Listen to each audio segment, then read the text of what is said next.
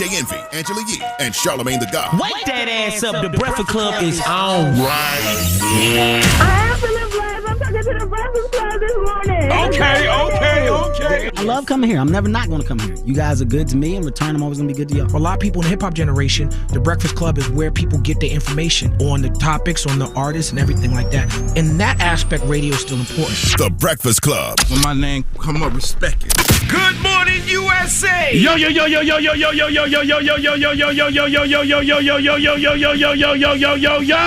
Good morning, Angela Yee. Good morning, DJ Envy. Charlamagne the God. Peace to the planet. It's Tuesday. Yes, it's Tuesday. Yes, it is. What's happening? What's going on out there, guys? How's everything? Man, it's great. I stayed up late last night to watch Bad Trip. Y'all seen Bad Trip yet? No, I'm gonna watch it. Sure did. I'm gonna watch it tomorrow. Hilarious. I was like, are they really pranking people? Yes. A lot of people didn't know that they were in on the gag. If you watch till the end, they show you that though. Like there was a lot of scenes where people just didn't know they were in on the gag. Because people's reactions, I was like, these are some great actors. Hilarious. And you could tell because they was blurring out some of the people's faces, so I guess those are people that couldn't get up. But I didn't know if that was just for the look of it to make it seem like that, or if it was for real. Nah, you know? It's partially scripted, partial reality. But hilarious, my type of comedy.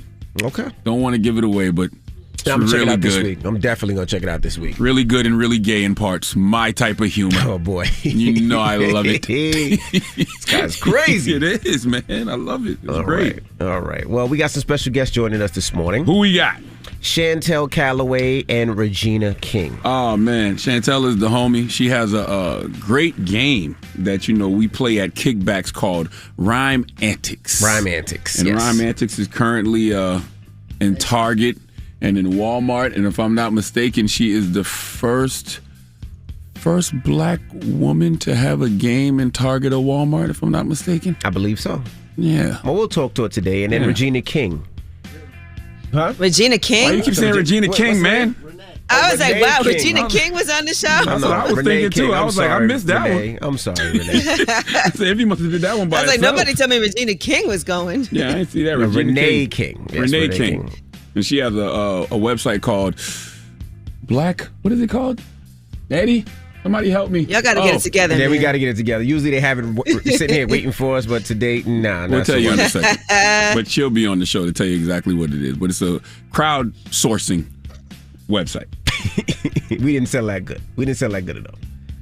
Okay. We didn't sell that good enough. I thought we did. Nah, we didn't sell that good enough. But what she does is for black businesses out there, she has a crowd funding. I just said that. I know, but I'm explaining because you didn't really make it. You didn't sell it. Oh. So if you're a black entrepreneur and you have a business and you need help, you need some money, you go to her site and she will guide you to help you raise capital for your new business, which is pretty dope. Is it Fun Black Founders? That's what it is. There you go. Okay, I know that. I'm familiar with that. Okay. There you go. There you go. That's it. FunBlackFounders.com. Gosh, you guys, I wasn't even here for the interview because I was flying back. And y'all usually it's right here in front of me. There's nothing in front of me right now. That's good. That means that Renee's website is definitely making Mr. an impact. Mr. Ron Burgundy. Continue. That means Renee's website is making an impact if Angela Yee knows who it is. That's right. And she wasn't even here. That's right. But we'll talk to Chantelle and Renee later on. All right. Well, let's get the show cracking. Front page news. What we talking about? Well, before we get to Derek Chauvin, because we're going to get to that trial in the next hour, that started yesterday, and that's showing on Court TV. We are going to talk about CDC regulations and what's going on right now with this surge in COVID cases and how we have to make sure that we beat this. All right, we'll get into that next. Is The Breakfast Club. Good morning. Morning, everybody. It's DJ MV, Angela Yee, Charlamagne the God. We are The Breakfast What's Club. happening? Let's get in some front page news. Where we starting, Yee? Well, let's start with the CDC Director, Dr. Rochelle Walensky. That's the Director of the Centers for Disease Control and Prevention.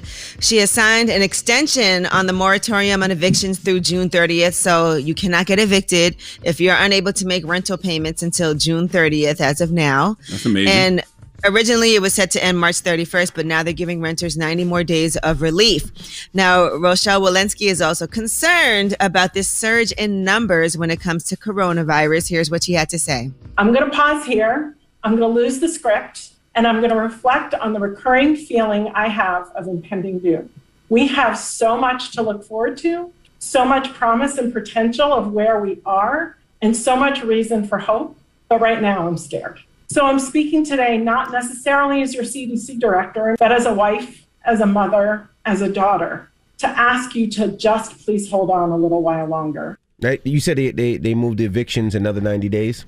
Mm-hmm. Now what they need to do is they need to do something for some of those landlords that can't afford to continue on. Some of the landlords been having to pay mortgage and everything for a year straight because they haven't been able to get, tenants to pay rent. So they definitely, just like they do stuff for the airports, just like they do stuff for the airlines and do stuff for all these big brands and big businesses, they got to do stuff for the smaller landlords that can't afford to continue to pay mortgages and not get no rent. They need some help as well. Right, all across the board. Mm-hmm. All right, now Joe Biden is also calling for people to please continue to wear your mask right now. And we know that it's been a really tough time and everybody wants to go back to normal. But in order for us to get these numbers back down, because we've seen in Europe, they've had to shut down places again because of surges in COVID-19 infections. Here is what Joe Biden had to say. I'm reiterating my call for every governor, mayor, and local leader to maintain and reinstate the mask mandate. Please, this is not politics. Reinstate the mandate if you let it down. And business should require masks as well. Yeah, I agree with them there, but none of this makes any sense because the head of the CDC is saying it's impending doom. Biden is saying they have the most vaccines they've ever had coming this week. Like, which is it? Well, they are saying to hold on because it's still less than 30% of people that have gotten the first shot of the vaccine.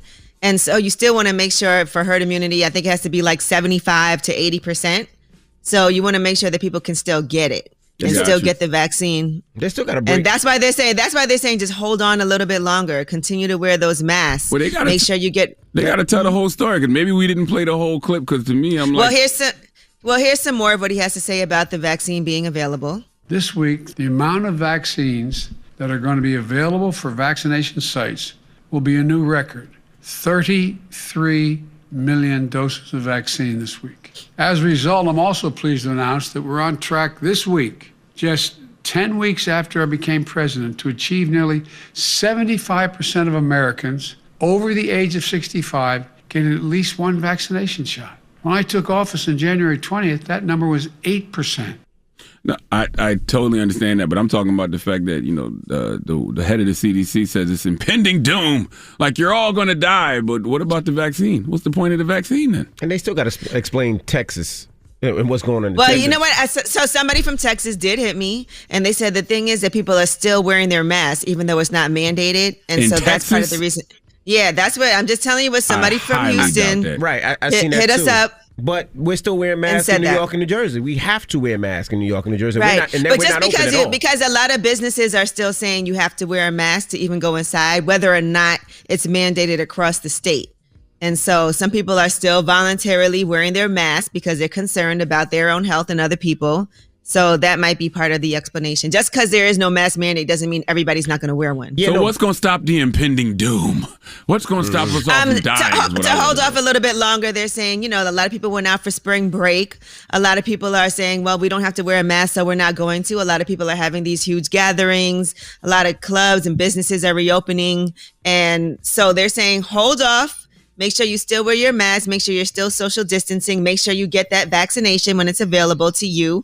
Make your appointment, and then we'll feel safer. So that way we can be able to be back out and about again by the summer. Yeah, I think it's a lot of fear mongering going on to get people to rush out there and take the vaccine. I don't think it's a coincidence that she makes that statement on the same week that Joe Biden says he's getting a whole new bushel or batch of vaccines. Well, we do know that in other countries, though, they have actually had to go back into some sort of lockdown just because of the surge in numbers, and we have had a surge in numbers.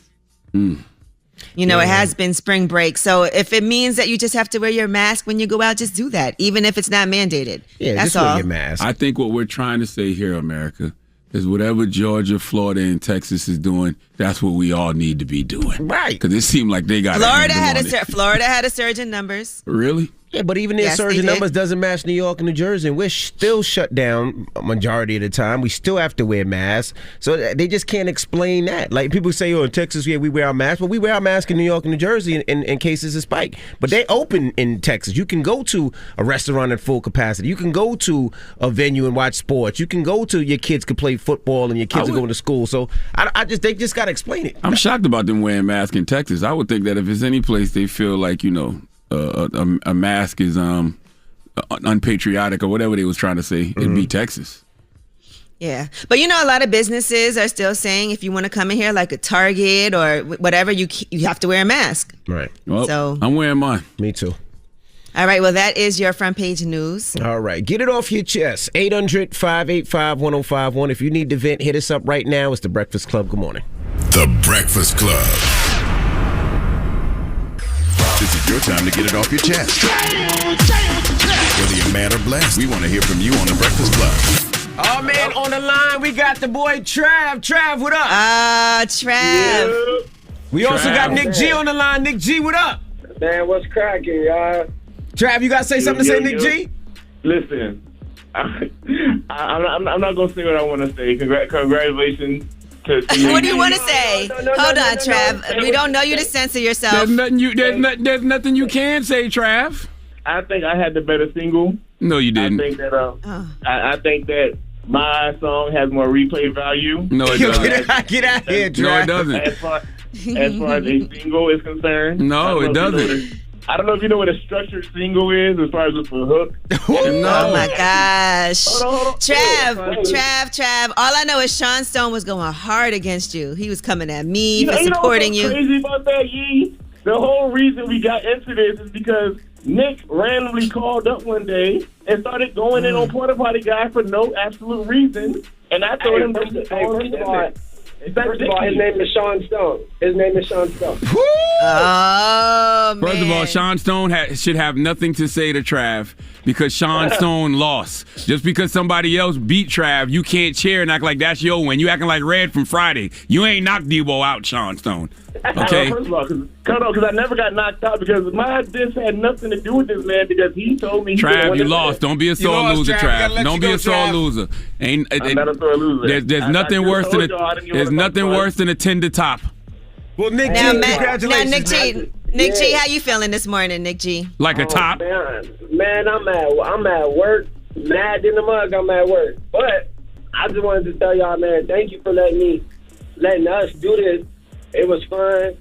Trav, like I said, bro, I told you on Instagram, I'm down for round 2. You think I can't make a full song? Try me, bro. Woo! Try me. All right, Nick G. So I appreciate get that. Y'all, man. Y'all have a good day. And, man, thank you, man. Follow me on Instagram. Married with Children with 2 L's, man. Salute to my guy, Nick G. Trav, take your L. Don't be a sore loser, sir. Hello, who's this? Well, damn. It's Mello. What's the vibe? Mello. We was just talking to your bae, man. Yo, all right, so good, right? Can we drop one of the coolest bombs for Angela Yee for the one time? Because her wholesale day was so wavy. Like, I really enjoyed myself. You got some tracks for your hair, bro? Mello came with his girl and his son. Facts, we was talking about you, Envy. We was like, yo, we need to get him a lace front beard ASAP. He just gotta let it go. he got a new Mello. He got a new one on today. It's so distracting. Oh my goodness! I ain't gonna lie, it was a whole topic of conversation, Envy. We were talking about doing lace front beards because of you. Oh, good. I'm glad I'm inspiring businesses. For real. OD, like you put hair plugs in your beard now, bro? Yep. I'm begging with it, but yo, Yeez, man, I really appreciate you, like really coming out here and doing this for the community. So I have something for you. I just need to know where I can send it to. You feel me? Okay. All right. I'll send you the address. I bet. That's all I wanted to say, man. And I'm not even going to hold you. I expected Trav to win that yesterday, but that was crazy. Shout out to Nick G. Shout out to both of them because Trav, he did not give y'all trash at all. He gave y'all complete heat. It was just a different vibe. All right, bro. Okay. Get it off your chest. 800-585-1051. If you need to vent, hit us up now. It's The Breakfast Club. Good morning. The Breakfast Club.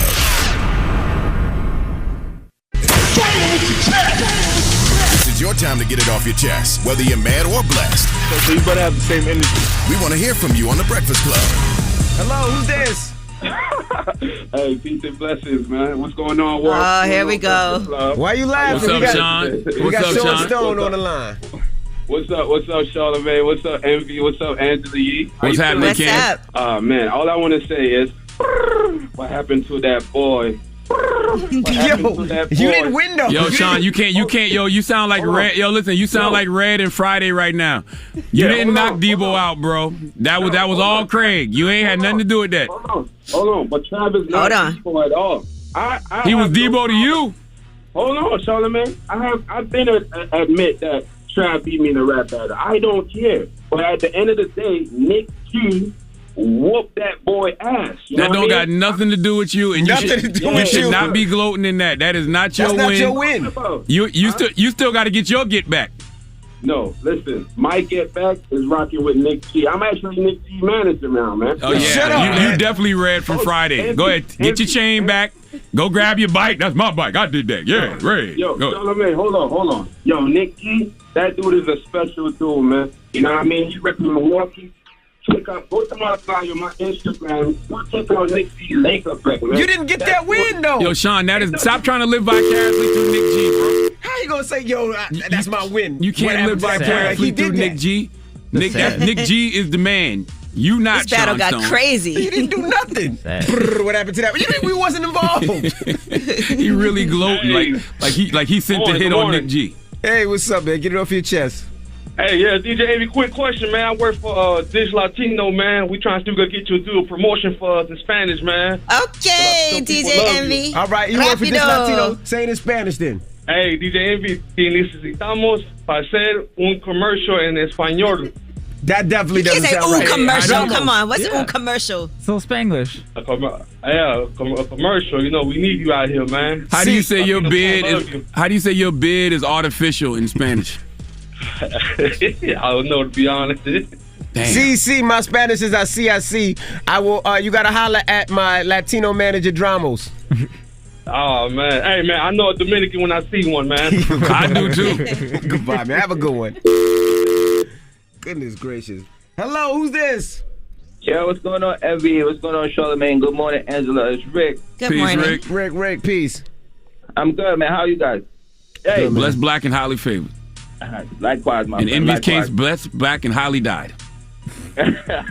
Yo, I want to talk about the vaccine, right? And what we should, do as a nation. Listen, when we're listening to these people, Fauci and the CDC, we got to. Let's go, Dr. Rick. Let's go. Yeah, we gotta take what they're saying with a grain of salt, man. Because you ever go to the mechanic, he's always gonna tell you there's something wrong. That's why she's always giving you impending gloom. You go to the mechanic for something, he's gonna tell you, listen, you got this and that needs to be fixed. We gotta use our common sense. If masks and washing our hands and social distancing has gotten us this far, let's continue to do that and not listen to everything else that they're saying, because they're just confusing the hell out of us, man. I thought that's what they were saying to do. To That's continue not what to. they're saying, Angela. They're telling you about the numbers and they're saying spikes and they're creating all this fear. That's what Charlamagne is talking about, this fear mongering. And then they're politicizing the fear and using it to do other things. Like, I think with us, we just need to take the stuff with a grain of salt, because they are feeding big pharmaceutical companies that are benefiting from all this stuff. And why would they want it to go away if they're going to benefit from it? My son is a special needs child, and before he became autistic, he didn't take a vaccine, and then he took a vaccine, and all of a sudden he became like that. So that's why I have no trust for big pharmaceuticals. I have no trust for these vaccines.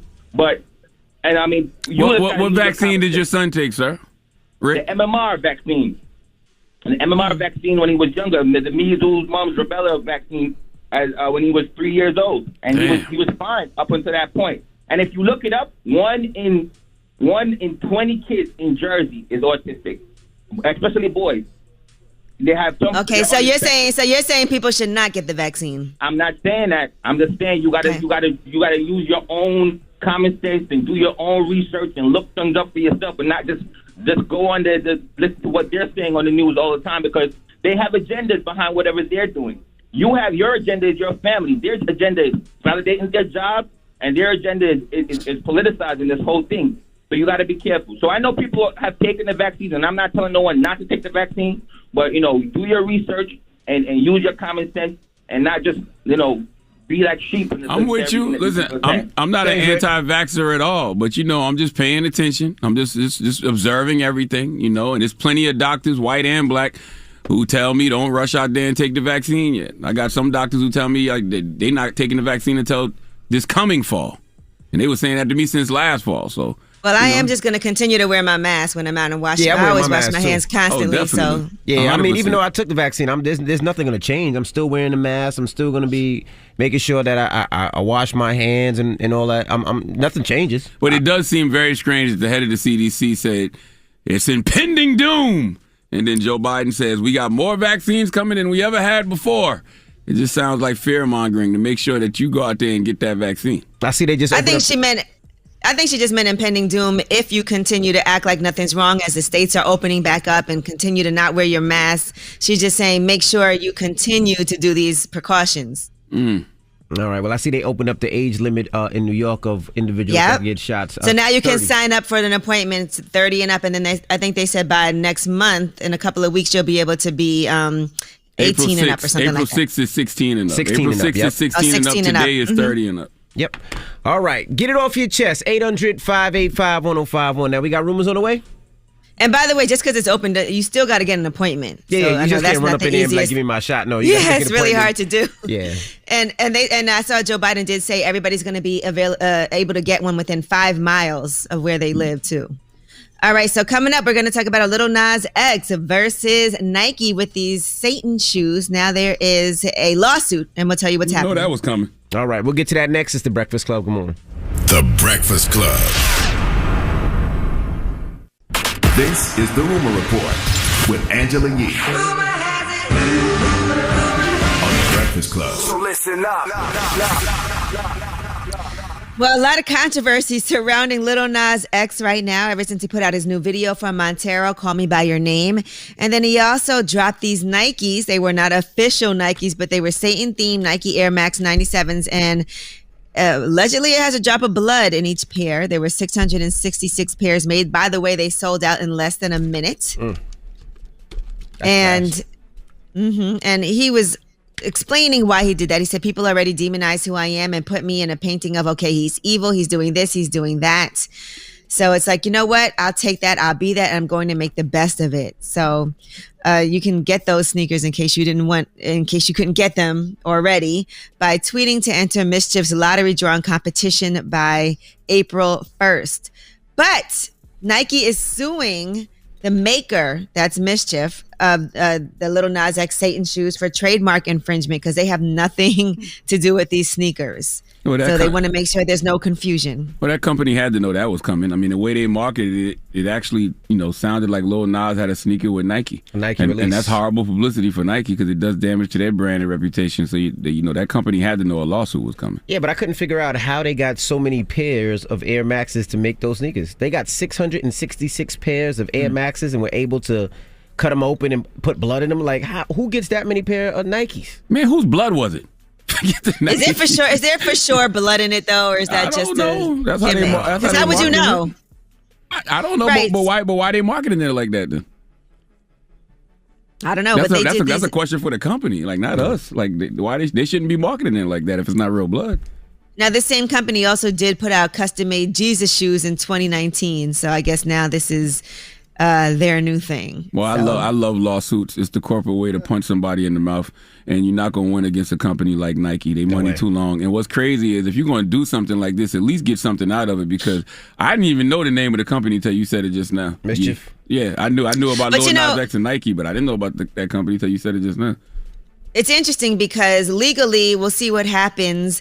It's just that a lot of people do customize these Nikes and resell them for a lot of money online. Nike has never messed with that because they understand that's sneaker culture. But with this, they're arguing that it's harming their reputation by associating the brand with satanic symbols. No, I've seen Nike issue cease and desist before, the people.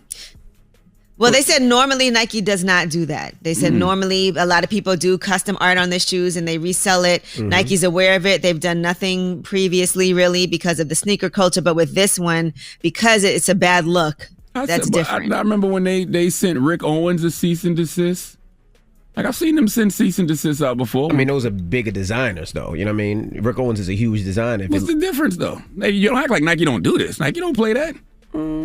They allow a lot to slide sometimes. Yeah, there's a lot of people. A lot of people do that. Yeah, but I'm saying a lot of this stuff might go under the radar. Like when something like this makes big noise, like a Rick Owens or a little Nas X, Nike coming. You ain't even got to worry about that. But I'm also sure it's because of the satanic theme of it. Of course. They're like, we don't want to be affiliated with that. Of course. All right. Well, that is your rumor report. All right. Now, front page news, what are we talking about? Yes, and let's talk about the trial for Derek Chauvin. We'll give you some information as it started yesterday, and we'll tell you what happened. All right. We'll get into that next. It's The Breakfast Club. Good morning. The Breakfast Club. Your mornings will never be the same. When a train hits a vehicle at a railway crossing, the results are often deadly. Be cautious at crossings, and if the signals are going, don't be tempted to try and sneak across the tracks, even if you don't see a train. Stop. Trains can't. Brought to you by NHTSA. Morning, everybody. It's DJ Envy, Angela Yee, Charlamagne the God. We are The Breakfast Club. Let's get in some front page news. Where we starting, Yee? Well, let's start with Derek Chauvin and the trial that started yesterday that you can watch on Court TV. Now, this is the former Minneapolis police officer, Derek Chauvin, who knelt on George Floyd's head. And, we keep on talking about this number, 8 minutes and 46 seconds. But in the beginning, the prosecuting attorney was intentional about letting people know it was actually longer than that. You will learn that he was well aware that Mr. Floyd was unarmed, that Mr. Floyd had not threatened anyone, that Mr. Floyd was in handcuffs. He was completely in the control of the police. He was defenseless. You will learn what happened in that 9 minutes and 29 seconds when Mr. Derek Chauvin was applying this excessive force to the body of Mr. George Floyd. Whew, and that was the prosecuting attorney, Jerry Blackwell. Now, there were also 3 witnesses, including a 911 dispatcher and 2 bystanders who also took the stand for the prosecution to lay the groundwork for what happened with George Floyd's final moments. As far as the defense, the defense attorney is saying that it was basically George Floyd's fault because he was drunk. You will hear from Chris Martin, who is the store clerk at Cup Foods. Mr. Martin observed Mr. Floyd. He watched his body language. He interacted with Mr. Floyd in this moment. And Mr. Martin formed the opinion that Mr. Floyd was under the influence of something. At 8:01 p.m., a second clerk from the Cup Foods named Omar Camara called 911 to report Mr. Floyd. During that call, Mr. Camara, you will hear, described Mr. Floyd as drunk. What does that have to do with Derek Chauvin murdering George Floyd?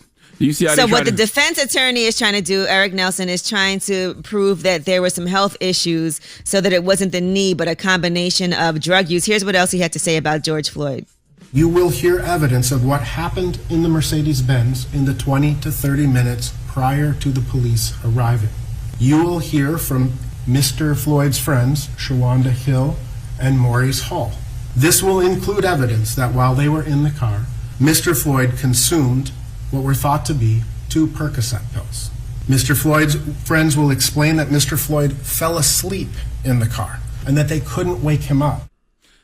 Do you see how they try to demonize black people? Right? Mm-hmm. Let's just say all of that was true, right? Mm-hmm. Let's just say all of it was true. So what? He wasn't violent to the police officer. He didn't attack the police officer. He didn't commit no crime. Getting drunk and high off pills and falling asleep in a car means that you should be killed by police. Well, how many white boys need to get killed this morning then? Because I know that it's some right now drunk and high off some pills somewhere. Think about it. George Floyd was laying there non-responsive for another 3 minutes and 51 seconds after having seizures, after crazy. Crying out for help, and still for almost 4 minutes non-responsive, and you still have your knee on his neck? I mean, that is ridiculous. Now, the first witness that was called to the stand was Jenna Scurry. She's a 911 dispatcher who directed officers to the store. And here's what she said as she talked about the video. I first asked if the screens had frozen. Why did you ask that? Because it hadn't changed. And did you find that it had frozen? No. How did you I was told that it was not frozen. Did you see the screen change yourself? Yes, I saw the person's moving. So what did you start thinking at that point? Something might be wrong. That's how long they had their knee on his neck. She thought that the screen was frozen. Okay, the second prosecution witness was Alicia Maria Euler. She was an employee at the gas station across the street from where George Floyd died. She noticed that police were messing with someone, and she actually recorded 7 cell phone videos from a distance. These were played in court. And then the third witness was Donald Wynn Williams II, a professional MMA fighter who was actually there, and he was one of the most vocal bystanders. Here's what he said. Based on your training experience, that this looked like a blood choke. That is correct. And did you say that to the officer? That's correct. How did he respond when you said that to him? He looked at me right here. It's the only time he looked at me. When I said it was a blood choke, it's the only time he looked up. We looked each other dead in our eyes. When I said it, he acknowledged it. All right. I have zero expectations for this trial. We all know Derek Chauvin needs to be under the jail for murder, but this country has never shown me that it does the right thing, especially when it's white cops killing black people. So if justice is served and Derek Chauvin gets prison time, I'll be pleasantly surprised. But it's not like they're going to give him a life or anything. I highly doubt it. But, man, if they don't convict Derek Chauvin at all, last summer going to look and seem like spring break in Florida because they're going to burn this country to the ground in a real way if they don't convict Derek Chauvin. It just makes you feel like you have video, you have witnesses. Everything. We've seen it all. He should be convicted. Not a problem. It shouldn't even be. It should be grand opening, grand closing. It should be. Should be. Yes, but it's America. AMERIKKKA. All right. Well, that is your front page news. All right. Well, let's lighten it up a little bit.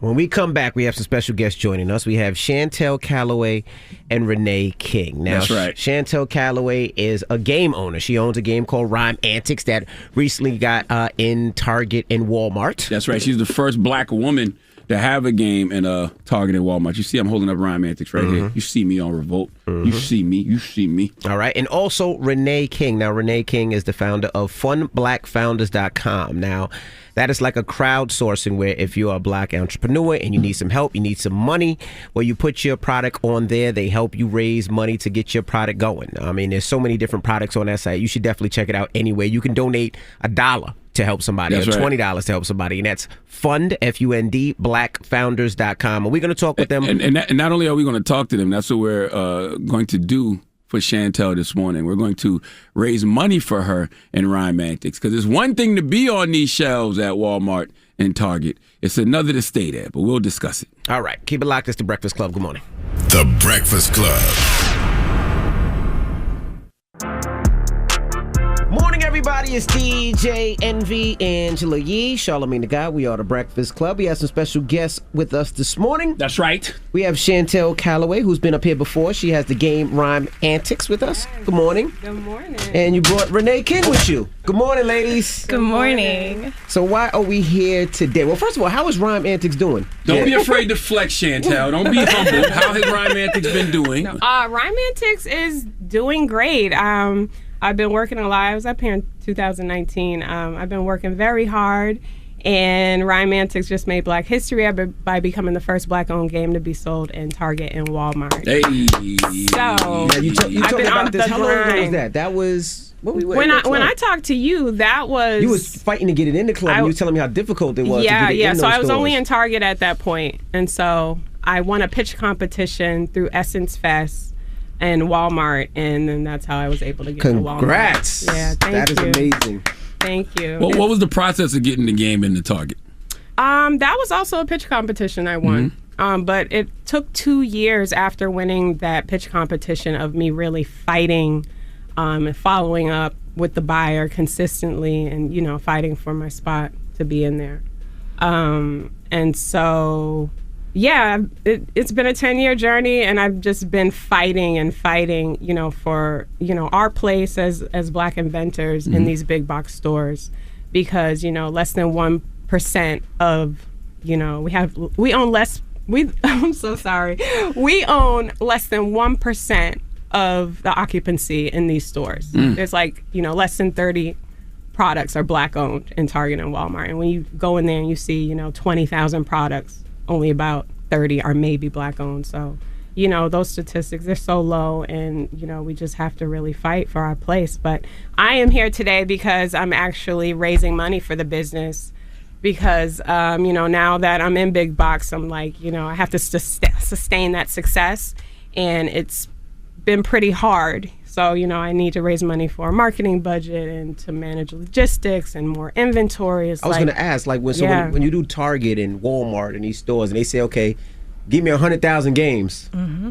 Now, I have to be able to produce those. Supply, for that demand immediately. So, I used to wonder why more Black-owned brands weren't in these stores, and now I know why. It's because Black-owned businesses do not have the working capital to be able to support the relationship. And they don't give you that money up front, huh? No. People tell me it's like a 60 days, sometimes 90 day to get the money. But that's why so many companies it's a 90-day purchase right? order.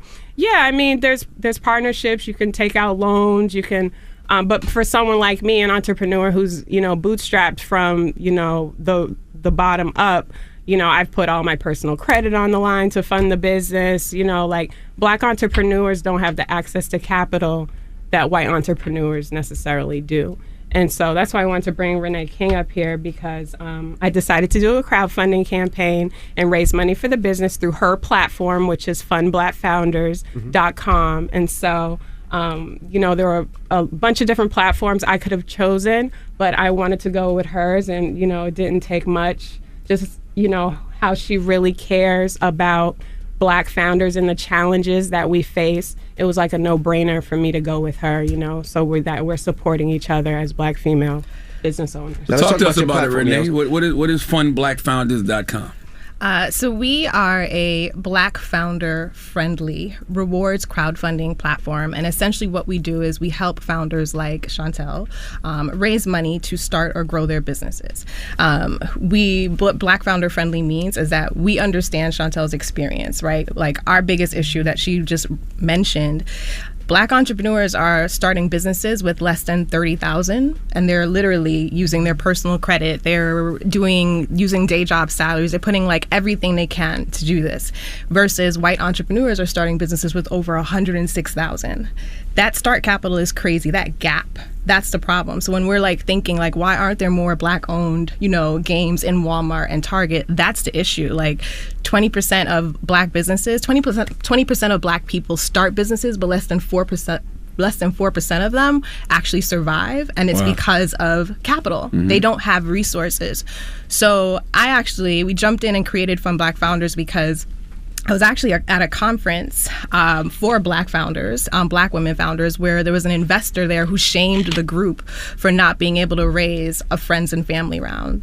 Like that investor literally was just like, what's your problem? Like if you can't raise a friends and family round, what does that say about you? A lot of family and friends ain't got no money. Right. That's the issue, right? When you think about it. A lot of families, they're not privileged. Like we're not like Mark Zuckerberg, who's going to get like a check of $25,000, $50,000 from an aunt or uncle to go start this business, right? No, like that's not our experience. When you think about like the average liquid savings for a Black family is like less than $2,000. So that's not coming for us. But crowdfunding is an answer for us, right? Crowdfunding, when we do group economics and we all come together, how we're doing this, we can all like now make sure Chantelle can stay on the shelves in Walmart and Target, that she can compete. And I think like no one understands like really the magnitude of that. Like she is on shelves with like Mattel. You're on shelves with like huge businesses Hasbro and all those companies. They have like unlimited resources, and this is what she's competing with. So, but our community and everyone, not just us, like people who are socially conscious, we can all like come together to like help her stay there. But before we continue, right? What's the website? What is it? Fundblackfounders.com. And you can just go there and type in Romantics, or it'll just pop up. It pops up. It pops up. Okay. But the dope thing about the site is, let's say you want to just invest and help other people, brothers and sisters, do it. You could just go ahead and be like, you know what? I'm gonna give this guy $50. I'm gonna give this one $25. I'm gonna give this one $25, and it's all to their goal of making what they're trying to make, so they can fund their projects or whatever it is, which is pretty dope. Like I see some people that got well over what they asked for, 140% funded. I see somebody that's at 4% funded, and you could just donate and say, you know what, I got a stimulus check, and I can throw some money around, so I'm gonna help my people. I need all the stimmy checks. How much you trying to raise, Chantelle? I'm trying to raise $100,000. Not trying. I'm gonna raise $100,000. And what would I go have to? So a large portion of it is going to go to the marketing budget. So I have, thousands of games sitting on shelves. Brand awareness needs to be created to push people into the stores to buy the game in the stores. And so we need a big marketing budget. I want to create jobs, and I also, a big part of this is so that I can bring other Black-owned games in behind me as a publishing company. So, this was never just about me. This was always about the culture. This is always about my community, the kids, the literacy crisis, which is my mission that I fight against every day, the mission that keeps me going, really. And, if everybody who listens to this interview just donates $20, I will make my goal. So I'm asking, please, everybody, donate $20 if you can. Any amount you contribute is definitely appreciated and a blessing. All right, now keep it locked. We got more with Chantelle, Callaway, and Renee King when we come back. And don't forget, also coming up, my huge announcement, so don't move. It's the Breakfast Club. Good morning. Morning, everybody. It's DJ Envy, Angela Yee, Charlamagne the Guy. We are the Breakfast Club. We're kicking it with Chantelle Callaway, the owner of Rhyme Antics, a game that just got accepted in Target and Walmart. And also Renee King, the founder of FunBlackFounders.com. Now, Charlamagne? How does crowdfunding help to simplify the entrepreneurship process? Great question. So the thing is that I think everyone has this great momentum right now about buying Black, right? And that's great. Like, we can easily walk into stores and like a Black-owned business and we see that and we go and support it. But the other element that's missing is that in addition to buying Black, you have to fund Black, right? And funding it means they get enough resources that they can sustain, they can continue to be around, right? So like for Chantelle, she needs the marketing budget, right? That's not going to come from you just buying it off of the shelves because she's still an early stage business. So what we do at Fun Black Founders is that we're helping her to crowdfund so she can raise this money, right? To go ahead and now get the marketing budget together so she can compete with other things. So I think that's the missing link that people don't understand, like, about this when they're like, it's just buy Black. No, the other element of it is like funding it. And the reason why you have to fund it is that Black entrepreneurs get the highest denial rate for bank loans. They but they have less than 1% chance of receiving like an investment, like an angel investment or venture capital. Like, they don't get these things, right? Versus other entrepreneurs, they can walk in with an idea and they get a check instantly to go do it. That's not our experience. So we have to be the ones, as she said, group economics, coming together to fund our Black-owned businesses so that we can have more. And we can't be comfortable that she's the first one in Walmart and Target. Like, that's crazy in this day and age. Like, we've been playing games forever, like, and we know how to play. Like we invented this stuff, and that she's the first in this 2021. Like, so we have to be really intentional about thinking of these things, like when you're going out there, like looking for her game to purchase it, but also like looking for the aspiring entrepreneur who has an idea. Like, let's get them on the platform. Let's get them to go ahead and crowdfund the money that they need to get it started, to get it going, and they can start testing and figuring things out. All right, well, let's play the game now. Okay. I'm ready. You ready? You remember how to play? We don't want to open that one. You know how you didn't bring one too? I got big cards here. All right, come on. All right. Do I need cards? I want the mic, though. I like holding the mic. Where's the mic? I bet you do like holding the mic. Shut up. Oh, my God. All right, let's go. Okay. I'm gonna start off hard, honestly. Whoa. All right. Yeah. All right. This is the intellectual level. So Rhyme Antics is a rap battle game. 2 teams battle. There's 3 levels of difficulty: easy, intermediate, intellectual. Choose a difficulty level. We're going to go with intellectual. So who's on teams right now? Is this So easy? you guys are a team. Okay. Easy. I'm on his team? So it's me. Charlamagne, Envy, and Renee are a team. I'm the rhyme referee. So I just sit here by myself and listen to your bars. I might chime in if you right. if you're struggling. Let's go. All right. So I'm on a mission. So I got to say something that rhymes with mission. A sentence. Last word got to rhyme with mission. Me first? Go ahead. I'm on a mission. I don't want to pay my daughter's tuition. Very good. I'm on a mission, and I'm going to always listen. No. That don't work? Go. I'm on a mission. I gotta go get my emissions. Yeah, keep going. There's mad words on here. I'm on a mission when water starts glistening. What? I'm on a mission. Going to take somebody fishing. Okay. I'm on a mission. Black women got hella ambition. Hey. I'm on a mission. I'm trying to put out this new Rhyme Antics rendition. How? So these are all the words on the back. Ambition. Condition, fruition. Condition, fruition. Man, we ain't getting none of condition, those. Suspicion, transition, permission. Yeah, so that's the beauty of the game. You be like, damn. She got one. She got a miss. She got one. Damn, that's because I was cheating looking at it. Let's go another. Let's go another. All right. Oh, we don't have the timer going either. I know. It's 60 seconds. It's 60 seconds. Okay. This is a famous kickoff. I get around. Go. I get round, like my doodle stay brown. What? My God. So nasty. I get around. Ask Envy how's it going down. When I go to the A, I love to party at Compound. Hey. I get around. I don't know. I get around. Life is going down. He said down already. Oh, you did? Oh my God. Who goes next? On, man. Is it still me? Well, you really didn't say anything, but anyway. That's how you play though. Okay. I love Tupac's sound. Right. I was lost and now I'm found. Boom. My man's a dog, like a hound.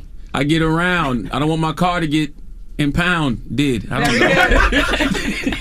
Oh, Charlamagne, your bars are profound. Hey. Right. I love it. All right, one more. Let's do an easy one. What's this, elementary? Yeah. Yes. Okay. Yeah, let's do elementary. My life is at stake. Okay. My life is at stake. Yeah, you go first. My life is at stake. I really want a steak. Okay. I like that. My life is at stake. Can you make me a plate? My life is at stake. Envy's beard is fake. I don't play this game no more. What?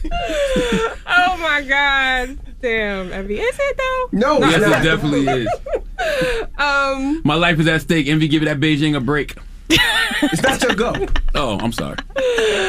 I'm old. I have an ache. My life is at stake. I'll never swim in a lake. My life is at stake. You know I don't bake. My life is at stake. Speaking of bake, Envy got them yellow cakes. What are yellow cakes? I gotta get extra points for rhyming it twice, right? What's yellow cakes? Yellow cakes is you saying my buns. No, like, I'm not talking about that. Yeah, so these are all the words. Ache, bake, break, fake. fake, lake. Cake gotta go though, even though it wasn't up there. Yeah. So you can't, the English language is so big, right? You can't possibly put every word on the back of the card. So there is a rule when you're actually playing the game that if you say a word that rhymes, the other team, if they agree that it did rhyme, you'll get a point. So, you get credit for all your bars as long as it was an actual rhyme word. Rhyme Antics is a great game for kickbacks, man. Go to funblackfounders.com, support Chantelle, Callaway, and support funblackfounders.com. Renee, I think what y'all doing is dope. Yeah. Thank you. Funblackfounders.com, funblackfounders.com, yes, funblackfounders.com. Rhyme Antics is very easy to donate. Just click Express Checkout, and if everybody listening donates at least $20, we can make goal by the end of this week. Please. Help this black business stay in business. Forget the week. I'm trying to do it today. As my man Killer Mike said, if everybody does a little, nobody has to do a lot. Group economics. That's right. Let's just get it together. Chantelle, Callaway, Renee King, thank you for joining us. Thank you. All right. Thank you. you. If anything pops up that's pretty cool, you send us a text, and we love to support and help them out. Will do. I'm going to hold y'all to it. Thank you. It's the Breakfast Club. Morning, everybody. It's DJ MV, Angela Yee, Charlamagne the Guy. We are the Breakfast Club. Good morning. What's happening? Good morning. Happy Tuesday. Got a major announcement right now. Hit the drum roll now. Tell us what's in your beard. Finally. Yes, I've been waiting for this. Now, you guys know I'm a father of 5, so I always look for something to do with my family, right? Keep drum roll. Come on, one time. So shout to my family at 105.3 The Beat out in Atlanta. Shout to Lincoln Tech. Now, Florida, Alabama, New Orleans, Tennessee, South Carolina, now North Carolina, and of course, Atlanta. July 3rd, it is back. The Drive Your Dreams car show is coming back. That's right. Okay. Join me July 3rd, 4th of July weekend. You always need something to do 4th of July weekend, right? So I'll be at the crib barbecue, and when you can hang with me, it will be safe. You have to wear your mask, but It'll be a fun day. Games for kids. They're going to be video games, face painting, a whole lot of stuff. Celebrity cars, exclusive cars, exotic cars. There's going to be stuff for women if you want to get your nails done, if you want to get facials, if you want to get your hair braided. All that's going down in one spot, and you can have fun. A lot of special guests, a lot of celebrity guests. It's going to be a lot of fun. So again. So you're doing it in person this year? We're doing it in person this year in Atlanta, July 3rd. Now, this will sell out fast because usually we can just open it up and anybody can come, but because of everything that's going on with the pandemic, we have to keep it kind of small. So it will sell out fast. It will be in person. And I'm not going to announce all the cars and celebrities I have yet. We'll do that in a little bit. But let's just say we're in Atlanta. So if you could think of stop the music. If you could think of the biggest artists in Atlanta, I have all their cars. Then you said you was getting me a car for this too? I did not say that. I said I have the biggest artists in Atlanta's cars. I got a car I want to enter, and it's the color of your beard. It's Mate Black. That's Matt's Black. It's not Mate Black. I don't know Matt. My goodness. I don't know who Matt is. But it will be amazing. Your favorite DJs will be DJing. We'll have some performances. It's just going to be a lot of fun that day. Family fun. Shout to Lincoln Tech. Shout to The Beat in Atlanta. Make sure you get your tickets right now. Early bird specials. Now, this is what we try to do for family fun. I know a lot of times when you go to car shows or you go to different things for your family, it's super duper expensive. We try to keep the cost down so you can come and enjoy yourself. What's right? the date? July 6th, you July said? 3rd. It's a Saturday. July 3rd. Tickets are $19.99. Early bird special, so get your tickets right now. For more information, click the link in my bio. So if you want to see what your favorite celebrities drive, if you want to see exotic cars, exclusive cars, cars from the paid in full era, that's that 80s, 90s cars. We also have the Dunks. We have the 60s cars for your dads and your mamas and your grandmamas and all that. So come on out. There's going to be a lot of food. We're going to be barbecuing. So I want to see you 4th of July weekend in Atlanta. It's a family fun day. I want you to bring your family out. I encourage you to bring your family out. We're going to have a lot of fun. I'm going to have all my family there. My kids will be running around. We're going to have a lot of time July 3rd in Atlanta. That's amazing. But the average temperature in Atlanta is 90 degrees in July. I don't know if your Beijing gonna hold up in that heat, bro. This is indoors, and we have air conditioning, so you don't have to worry about the rain. Bro. You don't have to worry about the heat. You don't have to worry about anything. But listen, all I gotta say is, Emmy, just don't lean back on none of those car seats because we don't want no stains. Please. This is not coming to America. This is not your soul, girl. Come on out. So Glow. Yeah, get your tickets now. We're going to have a lot of fun in Atlanta. I'm super duper excited. We've been working on this for about 2 years. So the fact that we finally pulled it off. So if you're in Florida, Alabama, New Orleans, Tennessee, South Carolina, North Carolina, you're less than a 3-hour drive. So I want to see you in Atlanta. Why stay at the crib and barbecue in the backyard when you can barbecue with me? We'll have some fun. There's going to be a lot of surprises, a lot of gifts, a lot of guests. So get your tickets now. $19.99, and there's only a limited amount of tickets for $19.99. So get them now. They will be gone today. Well, I'm happy that y'all back in the venue this year. And I would rather you there than over somebody's grill, because that Beijing is definitely going to drip in somebody's grill in that South heat. I'm telling you that right now.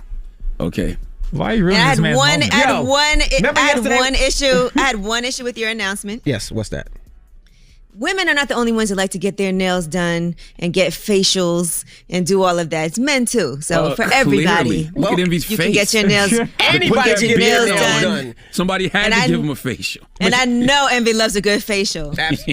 You know what? I almost said absolutely. But yeah, come on out. And the reason we do so many different games and fun things and hair done and nails done is because we want it to be enjoyable for the family. You know, you might want to go with your husband and your husband's not in the car, so he can go over there and get his nails done. Or ladies, you know, you might not care about the cars and say, you know what, I just want to chill and stay ever. Why can't the men not care and the women care? Okay, I got an idea. You get Envy said he wants a facial and he wants to get his face painted. Exactly, and I got an idea. You should get your face painted, get the beard put on in Atlanta at the car show. You should get your beard done in Atlanta at the car show. Envy, let me hear you say, paint me. Paint.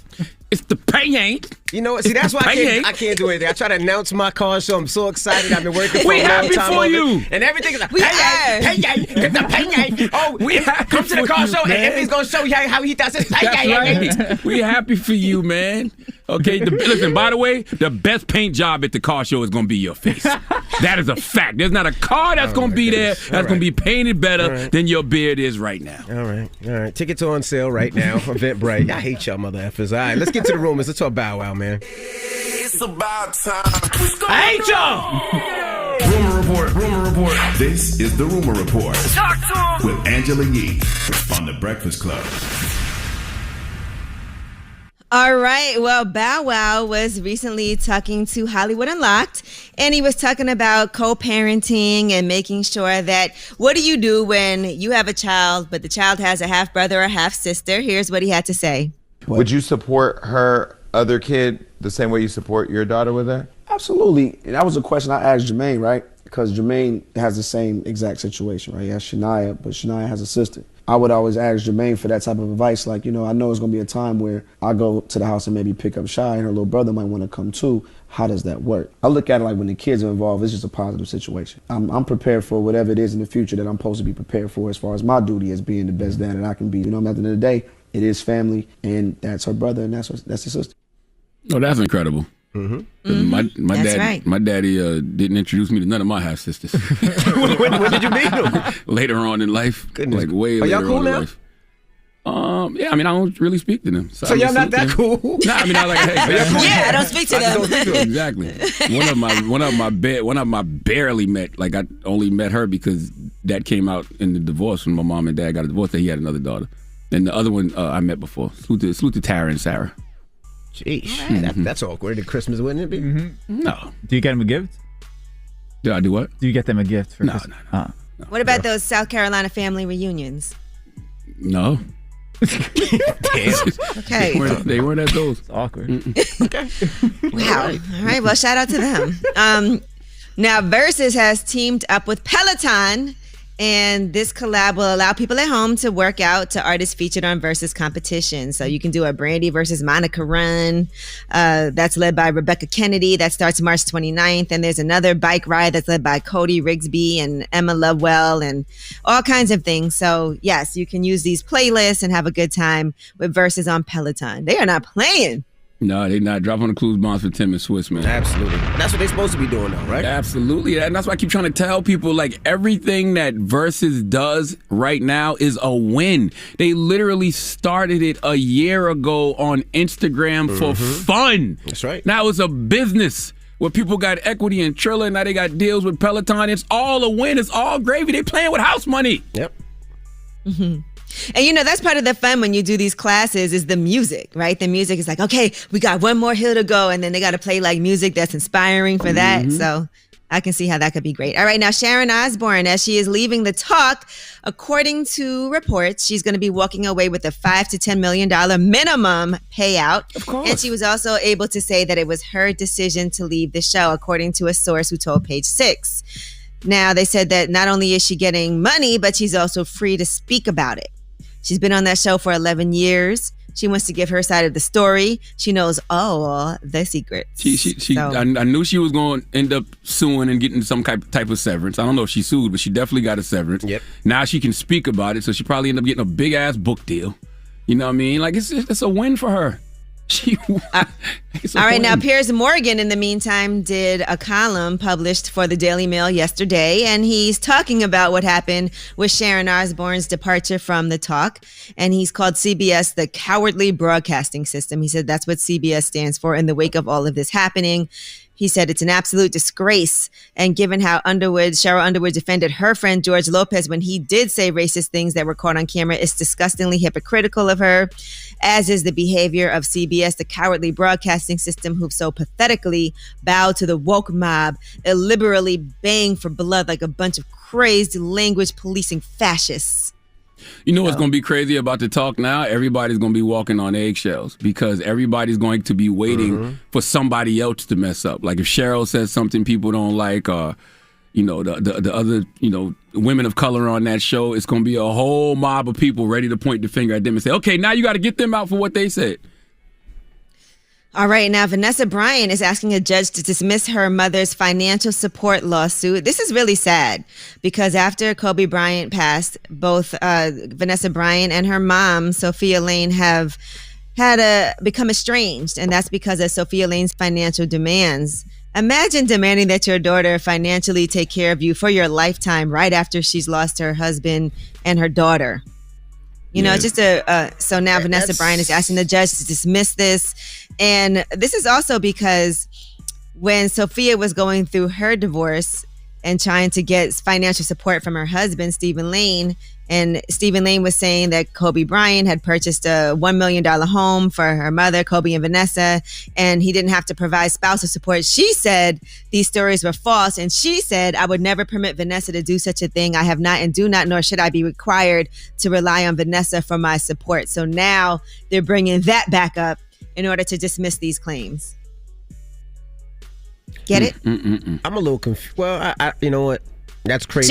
She went to court to try to get spousal support, and she said that Vanessa Bryant was not supporting her. But now she's saying that Kobe Bryant had made a commitment to support her for her lifetime. So which one is it?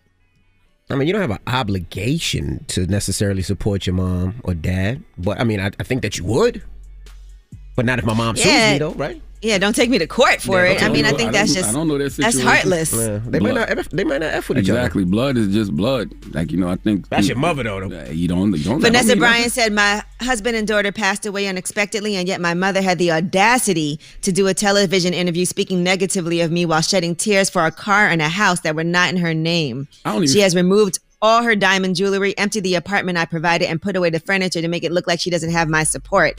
My husband and I have financially supported her over the past 20 years, and I continue to do so in addition to her monthly alimony.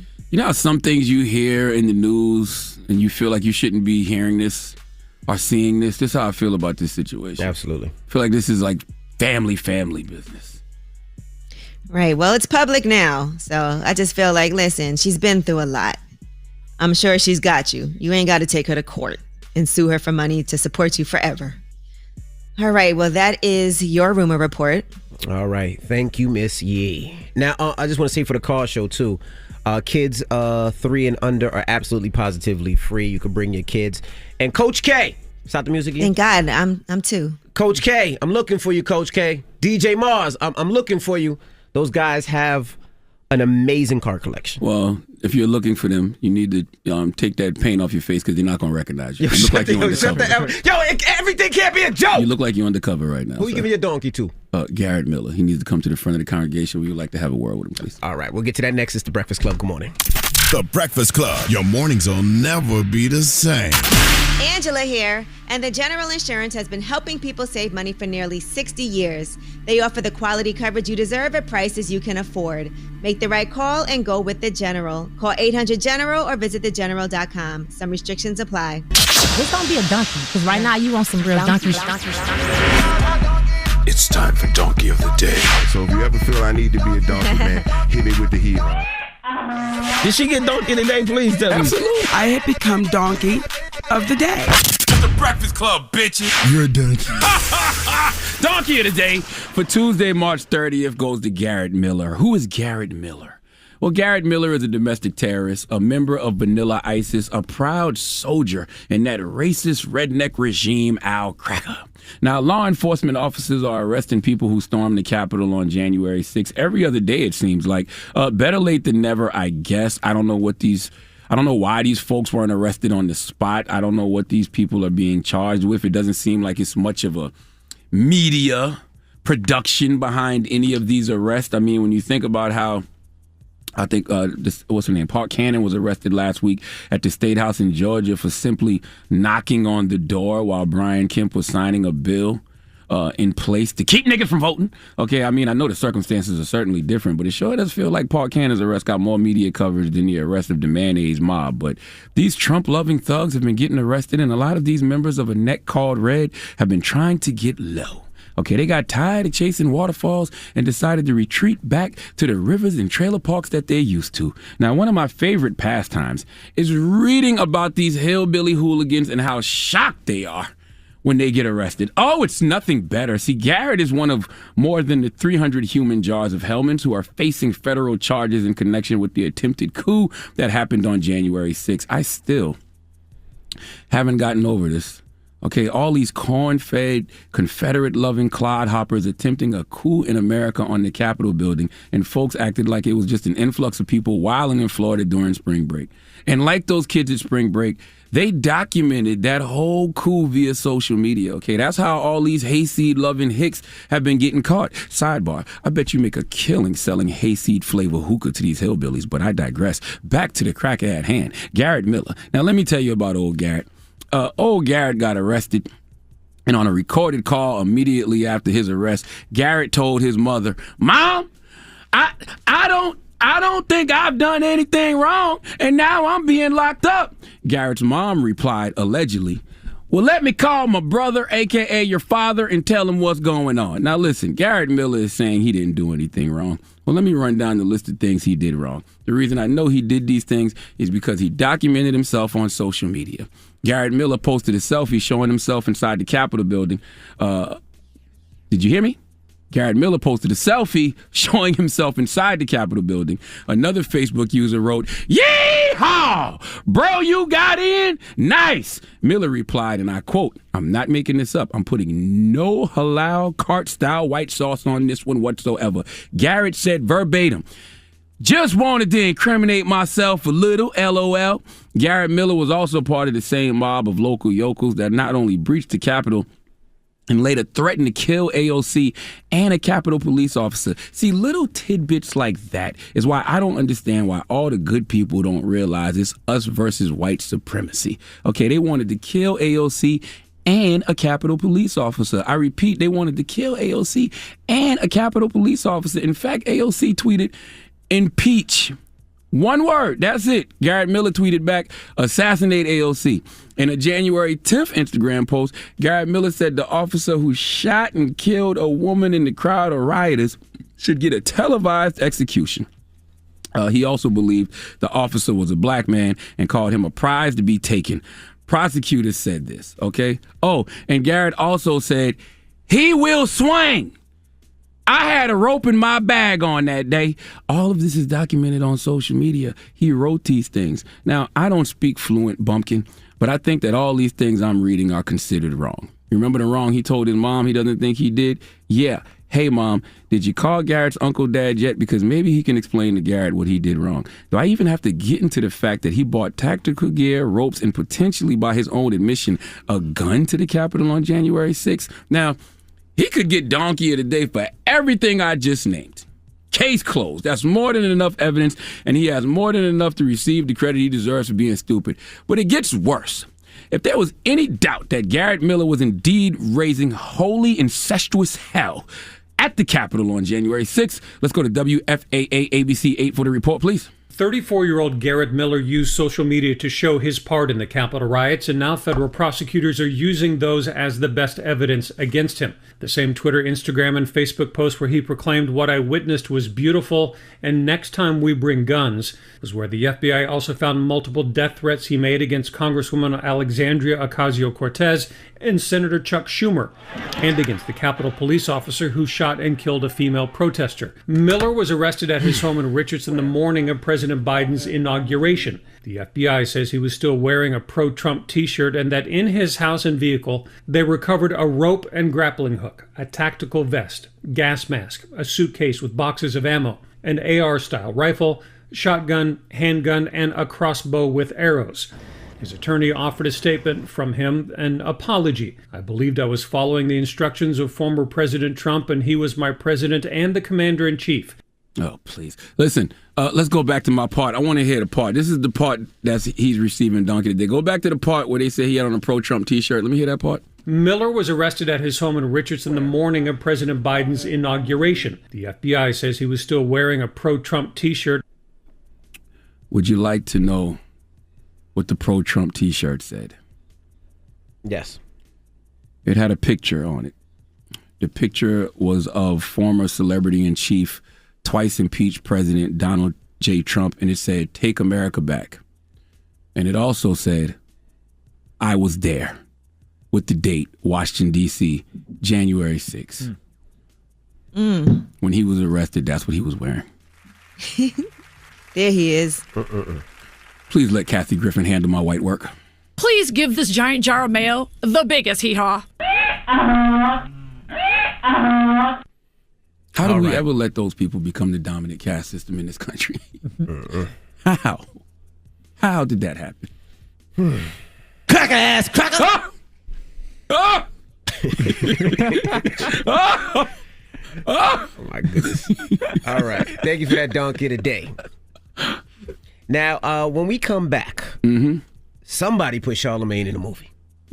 Wouldn't be the first time. I think I saw those pictures on social media. Was No, he not that type naked? of movie. Not that type of movie.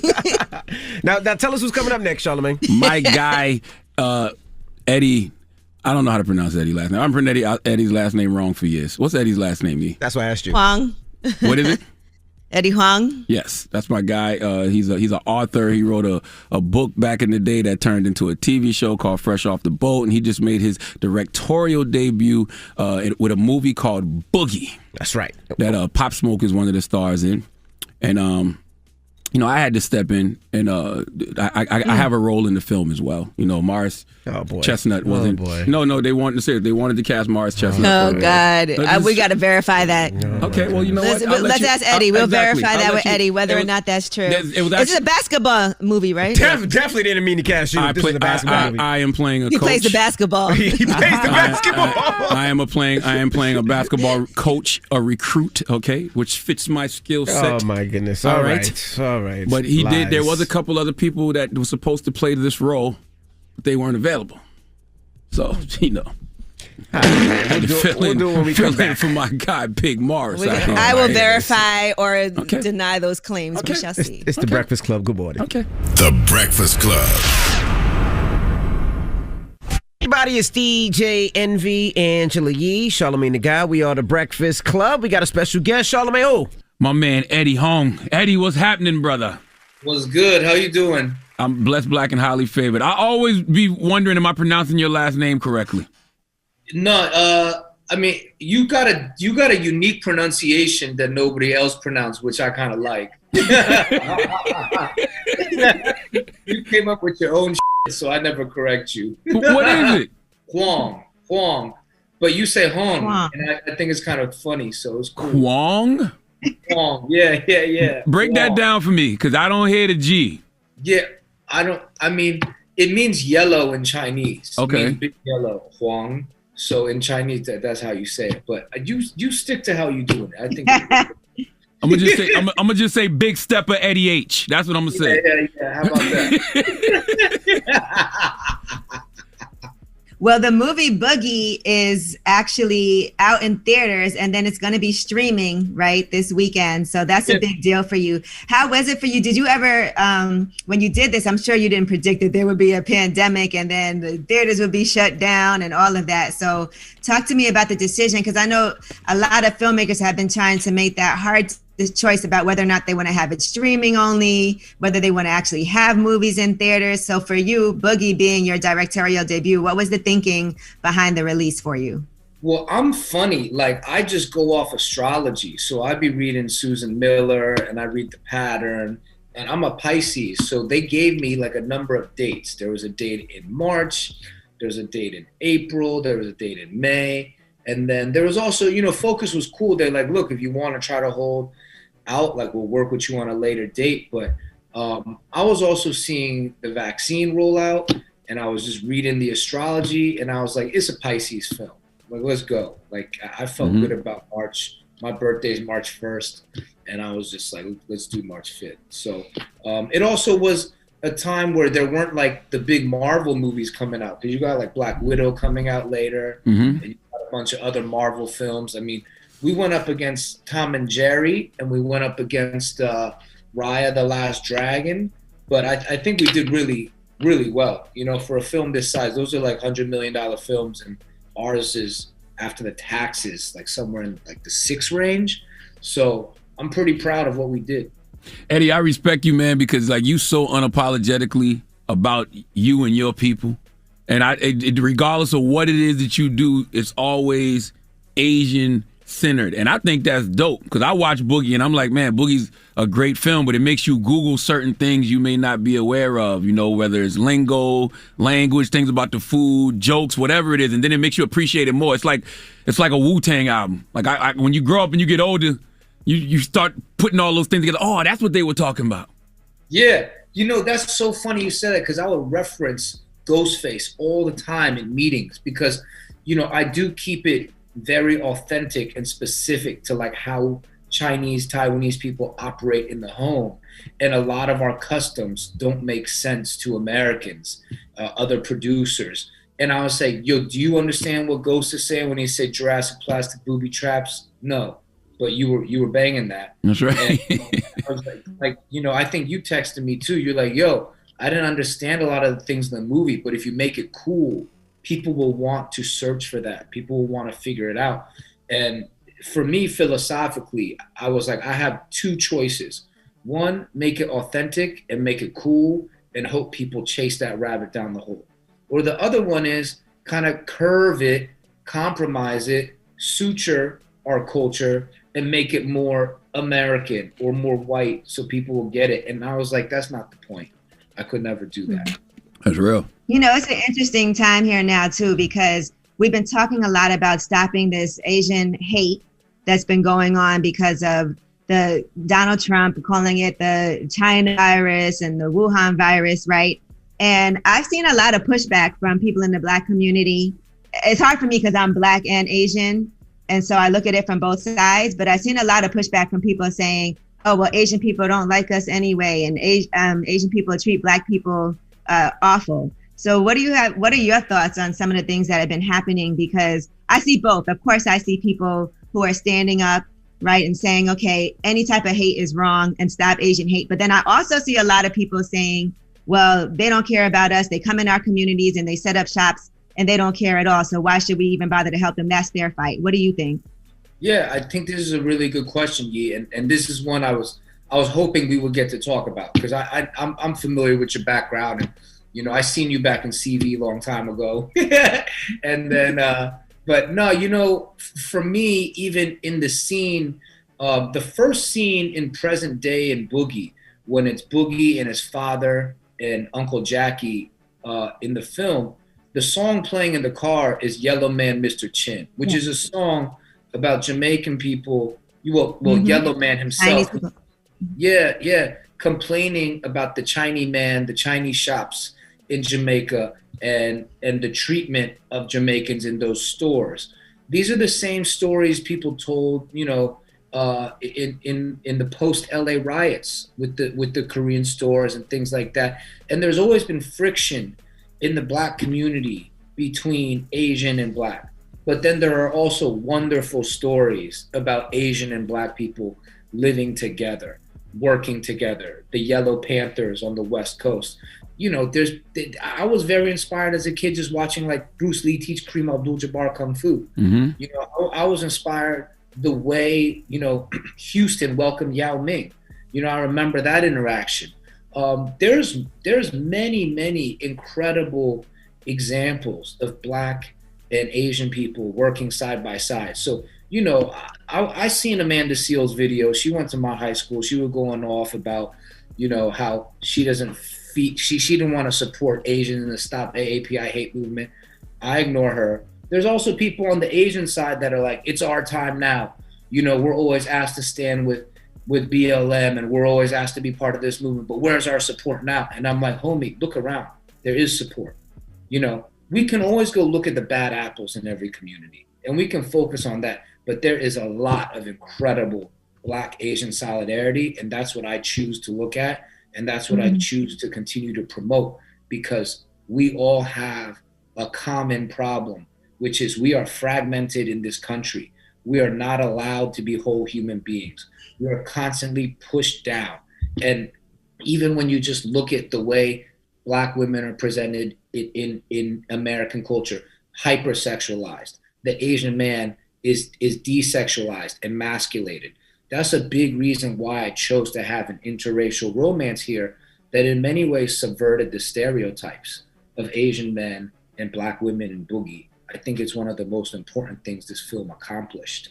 All right, we got more with Eddie Huang when we come back. It's the Breakfast Club. Good morning.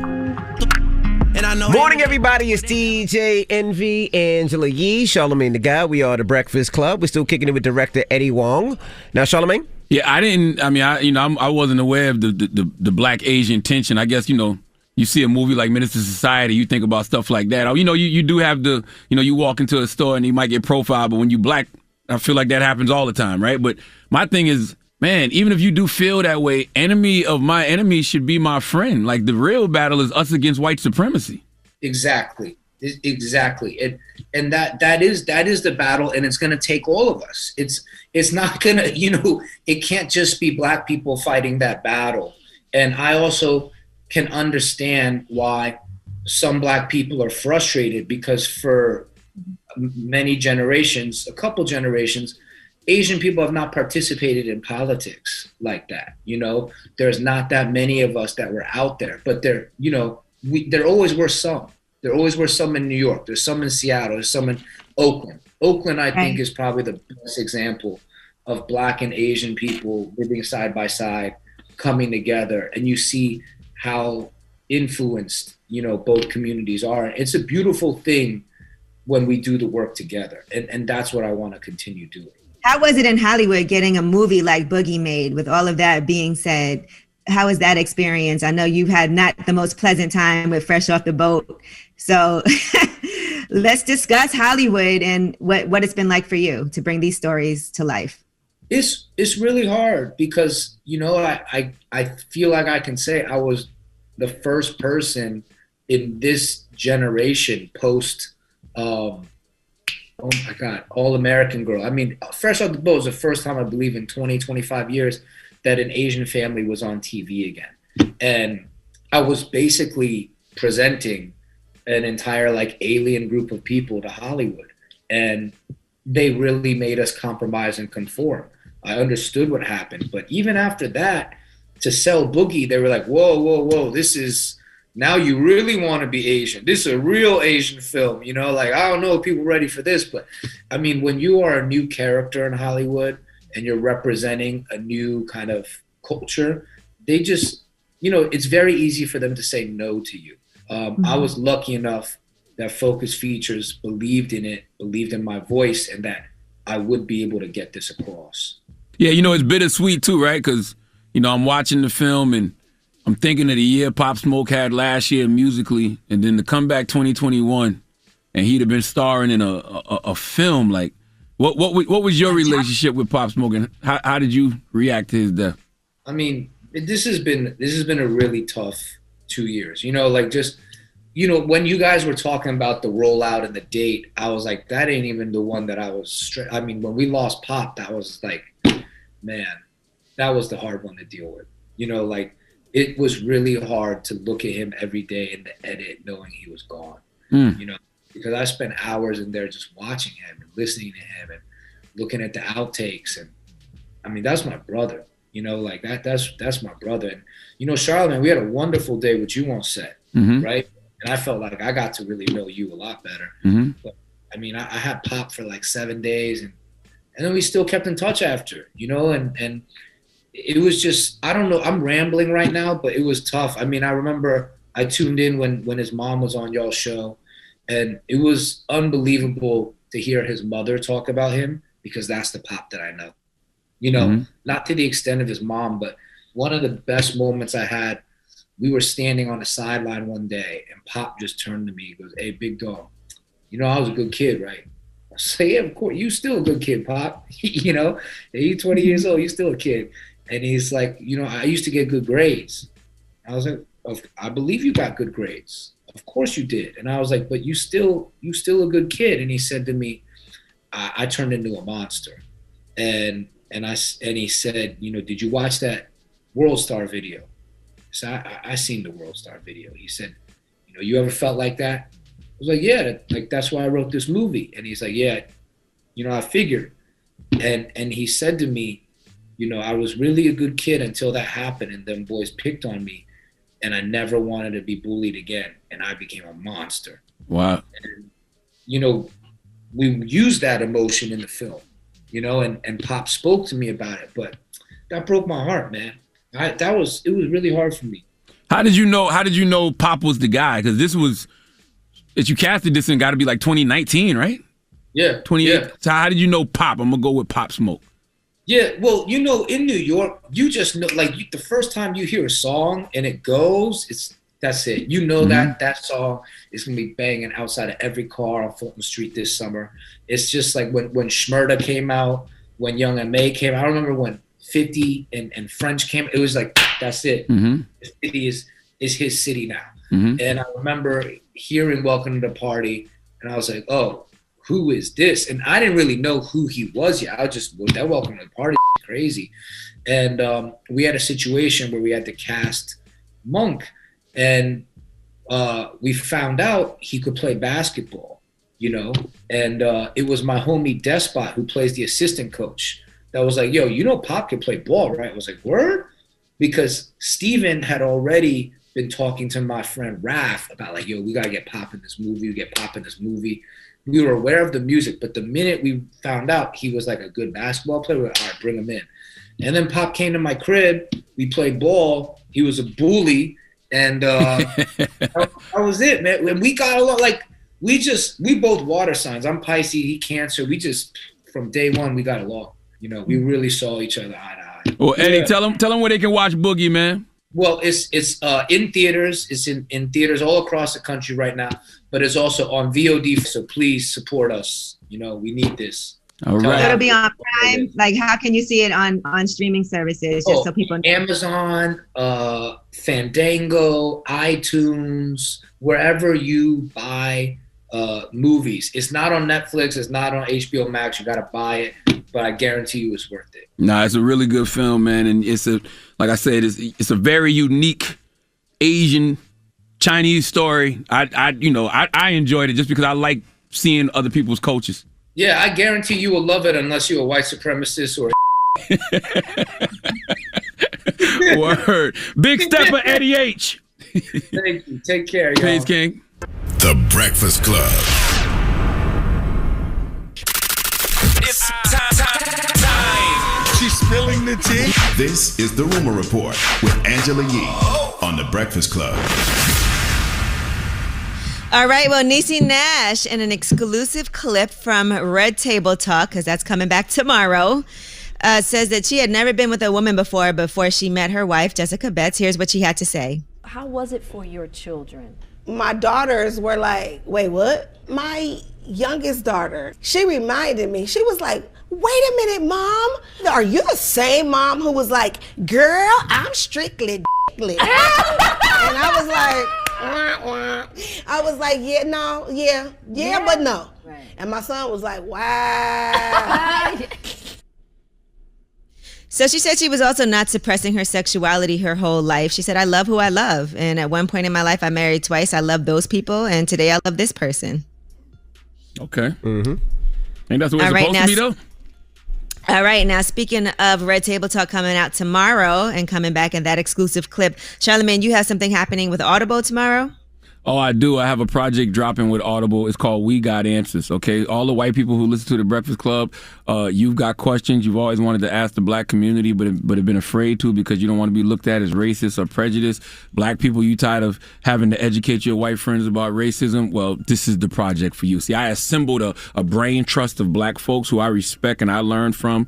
Mm-hmm. Dr. Claude Anderson, Tamika Mallory, Ebony K. Williams, David Banner, Nori Muhammad, Reverend Dr. William Barber, Erica Alexander, Brooklyn Borough President Eric Adams, Jamila T. Davis, Nina Turner, Teslin Figueroa, Dr. Alfie Noble, and attorney Corey Weiner Smith. And it'll be out tomorrow on Audible. It's free if you have an audio membership. Audible membership. I can't wait to hear that. Yes, and you can go to audible.com/Seat of God for more info. All right.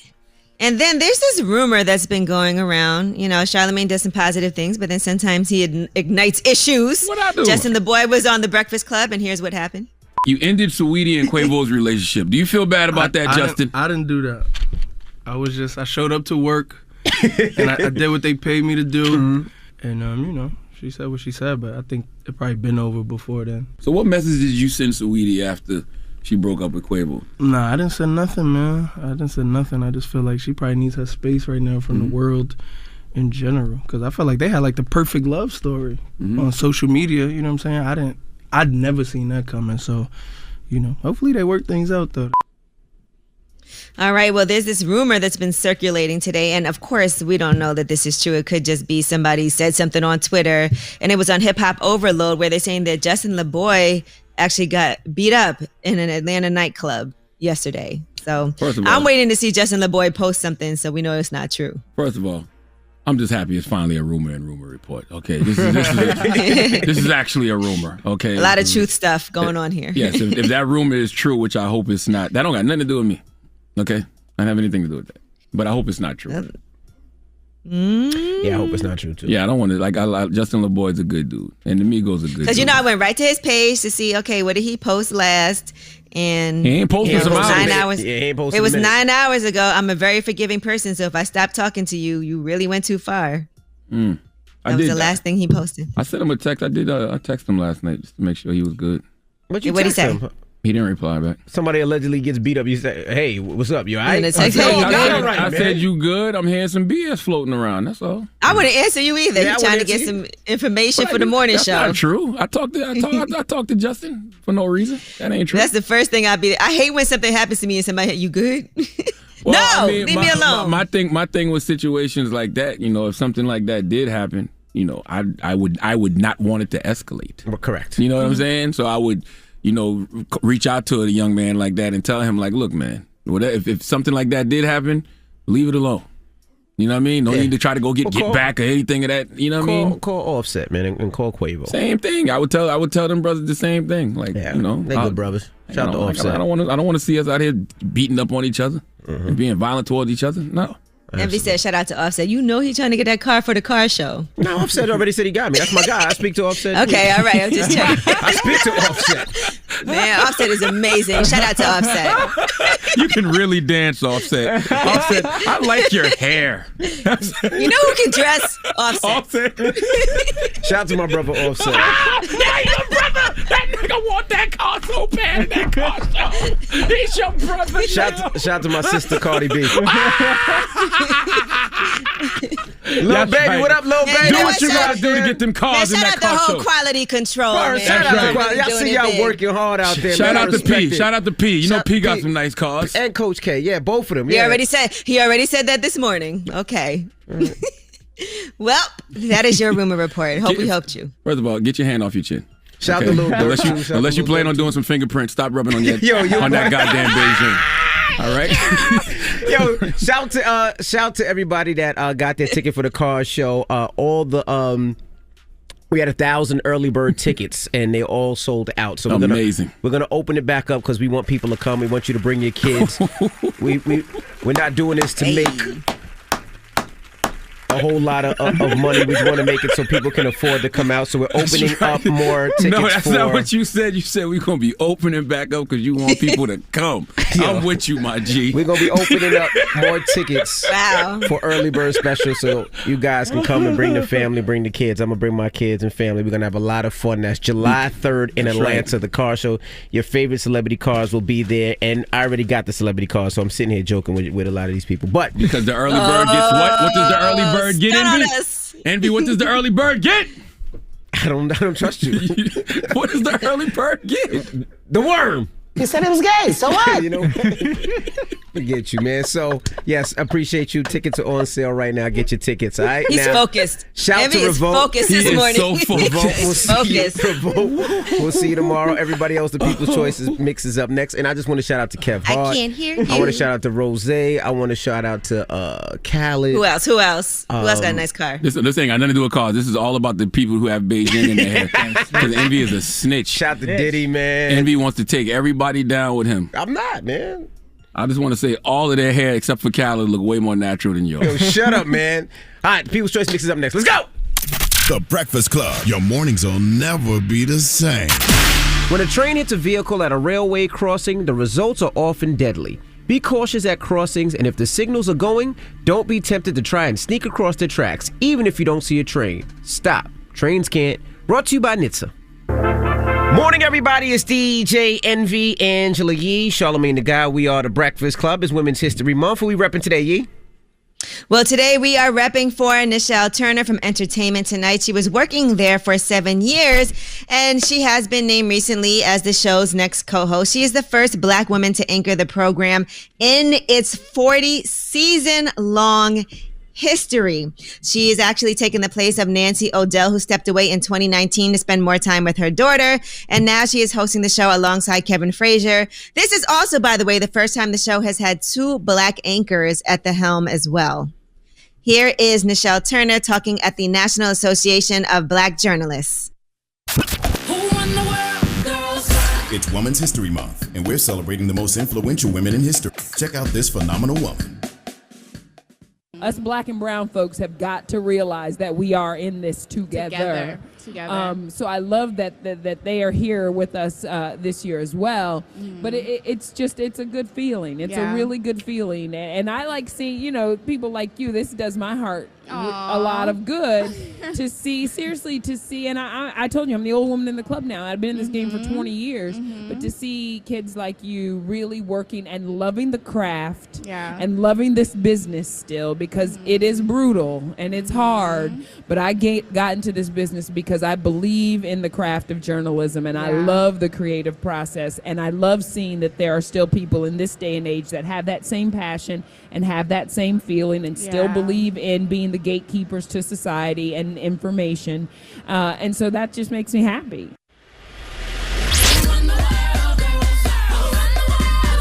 And that was another phenomenal woman in history. All right, congratulations again to Nichelle Turner, the Entertainment Tonight co-host, who is also the first Black woman to anchor in its 40-season history. You are actually opening doors for a lot of other people. As she said, she knows it's bigger than just her. Congratulations, well-deserved. All right. Well, when we come back, we got the positive note. Don't move. It's the Breakfast Club. Good morning. Everybody, it's DJ Envy, Angela Yee, Charlamagne the Guy. We are the Breakfast Club. I just want to say thank you and shout out to everybody that will be joining me 4th of July weekend in Atlanta. July 3rd is my car show, the Drive Your Dreams car show. We sold over 1,000 tickets already. Shout to Lincoln Tech and also 105.3 to be out in Atlanta. And if you live anywhere close, come spend it with me 4th of July weekend. Florida, Alabama, New Orleans, Tennessee, South Carolina, North Carolina, Georgia. Come on out. We're going to have an amazing time. And bring the family. It's a family fun day. I'm bringing my kids. It's just, we're going to have your favorite celebrity cars. There's going to be a video game competition. So if your kids play video games, come on down. We just going to have a lot of fun as a family, as a community. We'll have masks, going to be safe. And I just want to see you guys, all right? There's not too many things we can do. So hopefully you come on out and hang with us, all right? Shout out to Chantelle, Callaway, and Renee King. Yes. Rhyme Antics. It's a dope game. We played it this morning. You can check it out at Walmart, at Target. She needs some help though. And, they made a huge order, but now she has to fulfill that order. So now this is when us as a community have to come together and help her out, man. She's building the brand so your kids can build brands and your family members can build brands. So and it's just about sowing some good energy, right? Like, I always tell people, like, in order to receive great karma or just good energy, you should just always give that energy out. So I don't care if it's $1, $5, $10, $20. Go to funblackfounders.com. Look for Rhyme Antics by Chantelle Callaway, and donate. You know what I mean? Because she needs money to stay on these shelves in Target and Walmart, because she got to pay for marketing and other things, man. So she's doing it from the ground up on her own. So if all of us do a little, none of us got to do a lot, as my man Killer Mike says. That's right. And there's a bunch of other businesses on there as well, Black businesses out there. So, if you got a little bit of bread, put $1 here, $20 here, $10 here. It all adds up. And let's try to get some of these Black entrepreneurs to their goals. That's right. All right. I did Rhyme Antics. I did Proud Puffs and Performance Streetwear are some of the ones I just, do some money on. All right. Go to funblackfounders.com. Correct. Now you got a positive note? Yes. Listen, I found this positive note on this Instagram page called F Them Folks, which I think is hilarious. But they tweeted out this morning, they posted on Instagram this morning, never let people make you feel guilty for the success you've earned. #F Them Folks. Breakfast Club, bitches! Y'all finished or y'all done?